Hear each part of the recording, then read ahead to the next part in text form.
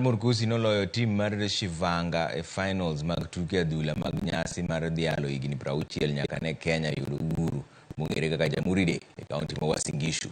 Tim mar Murkusi noloyo Shivanga gol 1-0 e finals kendo bedo joloch mar omenda maromo siling 200,000. Shivanga noyudo mich mar siling 100,000 bang' tieko e thuolo mar ariyo. Tukegi noyuoro timbe mohewo 20 maduto nodhi dala gi siling 50,000. Basi wacha nipeche ndio hivyo mambo yalivyo. Ndio sehemu hiyo pekee yake tafadhali. Samuel, tena tagenge.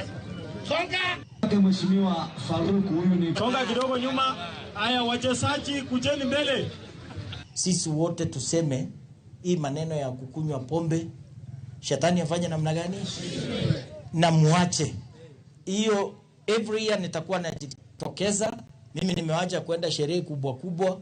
Nimesema nikuje nikae na nyinyi kwa sababu hata serikali inahimiza vijana wawe na nidhamu kila mahali. Tuendelee kuencourage vijana wetu. Masomo ni mzuri, tuendelee kusoma, lakini pia kama uko na kipaji Mungu amekupa kikuze. Na nimefurahia sana ile mambo Faruk amesema hapa. Si kitu inafaa kufanyika Uasin Gishu peke yake.